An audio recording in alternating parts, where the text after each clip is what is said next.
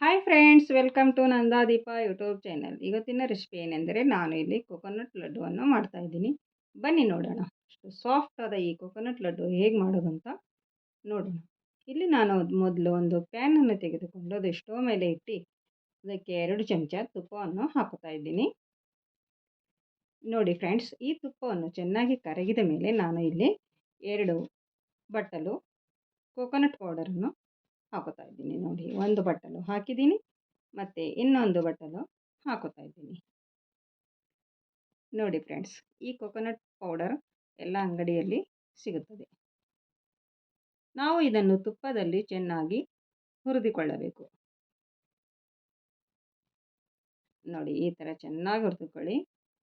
ಗಂಟೆ ಇಲ್ಲದ ಥರ ಚೆನ್ನಾಗಿ ನಾವು ತುಪ್ಪದಲ್ಲಿ ಪೂರ ಕೊಕೊನಟ್ ಪೌಡರನ್ನು ಹುರಿದುಕೊಳ್ಳಬೇಕು. ಒಂದು 5 ನಿಮಿಷನಾದರೂ ಇದು ನಾವು ಚೆನ್ನಾಗಿ ಹುರಿದುಕೊಳ್ಬೇಕಾಗುತ್ತೆ. ಇಲ್ಲಿ ನಾನು ಒಂದು ಸ್ವಲ್ಪ ಹಾಲನ್ನು ತೆಗೆದುಕೊಂಡು ಆ ಹಾಲಿಗೆ ನಾನು ಸ್ವಲ್ಪ ಕೇಸರನ್ನು ಹಾಕ್ತಾಯಿದ್ದೀನಿ. ಒಂದು ಸ್ವಲ್ಪ ಕಲರಿಗೋಸ್ಕರ ಈ ಕೇಸರನ್ನು ಹಾಕೋತಾ ಇದ್ದೀನಿ. ನಿಮ್ಮ ಹತ್ರ ಇದ್ದರೆ ಹಾಕಿಕೊಳ್ಳಿ, ಇಲ್ಲಾಂದರೆ ಇದು ಸ್ಕಿಪ್ ಮಾಡಬಹುದು. ಕಲರಿಗೋಸ್ಕರ ಅಷ್ಟೇ. ಒಂದು ಸೈಡಲ್ಲಿ ಇಟ್ಕೊಳ್ಳೋಣ, ಅದು ಕರಗೋವರೆಗೂ ಚೆನ್ನಾಗಿ ಹಾಲಲ್ಲಿ ಕರಗಲಿ ಅದು ಕೇಸರು. ಇವಾಗ ನಾನು ಇದನ್ನು ಹುರ್ಕೋತಾ ಇದ್ದೀನಿ. ನೋಡಿ, ಈ ಕಲರ್ ಬಂದಿದೆ ನೋಡಿ. ಚೆನ್ನಾಗಿ ಹುರ್ಕೊಳ್ಳಿ, ಸ್ವಲ್ಪ ಕಲರ್ ಚೇಂಜ್ ಆಗೋವರೆಗೂ ಹುರ್ಕೊಳ್ಬೇಕು.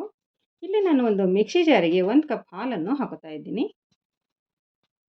ನೋಡಿ, ಹಾಲನ್ನು ಹಾಕೊಂಡಿದ ಮೇಲೆ ನಾನು ಅದಕ್ಕೆ ಹಾಲಿನ ಮೇಲೆ ತೆನೆ ಬರುತ್ತಲ್ವ, ಆ ತೆನೆಯನ್ನು ನಾನು ಇದಕ್ಕೆ ಹಾಕೋತಾ ಇದ್ದೀನಿ. ಫ್ರೆಶ್ ಆಗಿರುವ ಈ ತೆನೆ ಅಥವಾ ಕೆನೆ ಅಂತಲೂ ಕರೆಯುತ್ತಾರೆ, ಅದನ್ನು ಒಂದು 2 ಚಮಚ ಹಾಕ್ಕೊಂಡಿದ್ದೀನಿ. ಮತ್ತು ಮಿಲ್ಕ್ ಪೌಡರ್ ನೋಡಿ, ಒಂದಿದು 10 ರೂಪಾಯಿ ಪ್ಯಾಕೆಟ್ ಸಿಗುತ್ತೆ. ಈ ಮಿಲ್ಕ್ ಪೌಡರನ್ನು ಇದರಲ್ಲಿ ಹಾಕಬೇಕು. ನೋಡಿ, ಇದನ್ನು ನಾವು ಚೆನ್ನಾಗಿ ಮಿಕ್ಸಿ ಮಾಡ್ಕೊಂಡು ಬರಬೇಕು. ಅದೇ ಥರ ಕರಗೋದಿಲ್ವಲ್ಲ, ಅದಕ್ಕೋಸ್ಕರ ನಾನು ಇದನ್ನು ಮಿಕ್ಸಿ ಮಾಡ್ಕೊತಾ ಇದ್ದೀನಿ. ಚೆನ್ನಾಗಿ ಕರಗುತ್ತೆ. ಮತ್ತು ಇಲಂಚಿ ಒಂದು 2 ಇಲಂಚಿಯನ್ನು ಆ್ಯಡ್ ಮಾಡ್ತಾಯಿದ್ದೀನಿ. ನೋಡಿ ಫ್ರೆಂಡ್ಸ್, ಇವಾಗ ಇದನ್ನು ನಾನು ರುಬ್ಬಿಕೊಂಡು ಬರುತ್ತೇನೆ. ಚೆನ್ನಾಗಿ ಮಿಕ್ಸ್ ಆಗುತ್ತೆ ಅಂತ ಈ ಥರ ಮಿಕ್ಸಿ ಮಾಡ್ಕೊಂಡಿದ್ದೀನಿ ಅಷ್ಟೇ. ಇದೊಂದು ಸೈಡಲ್ಲಿ ಇರಲಿ. ನೋಡಿ, ಈ ಥರ ಇದು ಚೆನ್ನಾಗಿ ಹುರಿದಿದೆ ನೋಡಿ. ಇವಾಗ ತುಪ್ಪದಲ್ಲಿ ಇದು ಕಲರ್ ಕೂಡ ಚೆನ್ನಾಗಿ ಬಂದಿದೆ.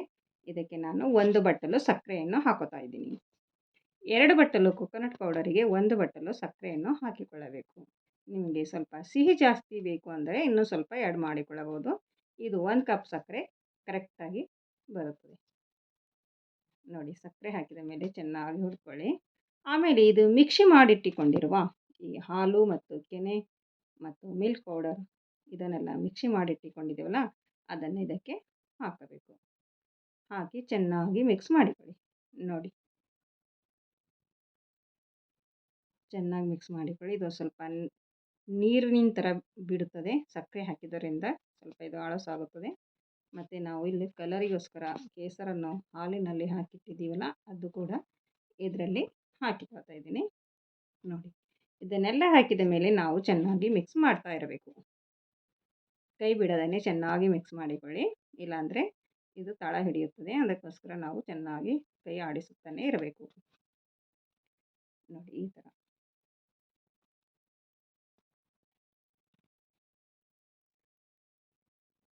ಇದು ಎಲ್ಲಿವರೆಗೆ ಕೈ ಆಡಿಸ್ತಾ ಇರಬೇಕಂದರೆ ನಾವು ಇದು ಪ್ಯಾನನ್ನು ಬಿಡಬೇಕು. ಆ ಥರ ಅಲ್ಲಿವರೆಗೂ ನಾವು ಇದು ಕೈ ಆಡಿಸ್ತಾನೆ ಇರಬೇಕು.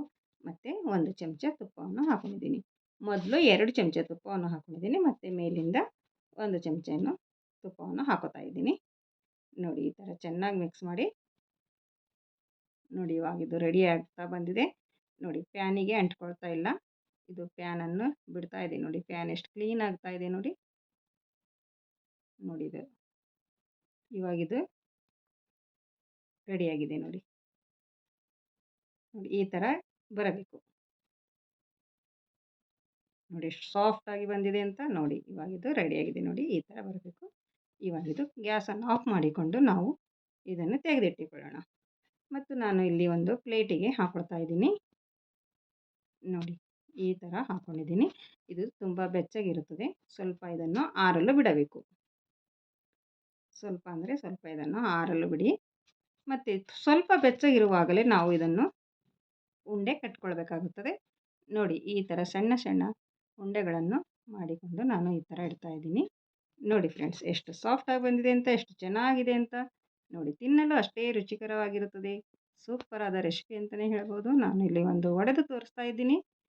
ನೋಡಿ ಫ್ರೆಂಡ್ಸ್ ಯಾವ ಥರ ಬಂದಿದೆ ಅಂತ ನೋಡಿ, ಎಷ್ಟು ಚೆನ್ನಾಗಿ ಬಂದಿದೆ ಅಂತ ನೋಡಿ, ಎಷ್ಟು ಸಾಫ್ಟ್ ಆಗಿದೆ ನೋಡಿ. ನನ್ನ ವಿಡಿಯೋ ಇಷ್ಟ ಆದಲ್ಲಿ ಒಂದು ಲೈಕ್ ಮಾಡಿ ಮತ್ತು ನಿಮ್ಮ ಫ್ಯಾಮಿಲಿ ಫ್ರೆಂಡ್ಸಿಗೂ ಶೇರ್ ಮಾಡಿ. ನನ್ನ ಚಾನಲನ್ನು ಯಾರು ಸಬ್ಸ್ಕ್ರೈಬ್ ಮಾಡಿಕೊಂಡಿಲ್ಲ ಅವರು ಸಬ್ಸ್ಕ್ರೈಬ್ ಮಾಡಿಕೊಳ್ಳಿ. ನೀವು ಒಂದು ಸರ್ತಿ ಟ್ರೈ ಮಾಡಿ ನೋಡಿ ಹೇಗೆ ಬಂದಿದೆ ಅಂತ ಕಮೆಂಟಲ್ಲಿ ತಿಳಿಸಿ. ಮತ್ತೆ ಸಿಗೋಣ ಮುಂದಿನ ವಿಡಿಯೋದಲ್ಲಿ ಹೊಸ ರೆಸಿಪಿಯೊಂದಿಗೆ. ಅಲ್ಲಿವರೆಗೂ ಓಕೆ ಬಾಯ್ ಬಾಯ್.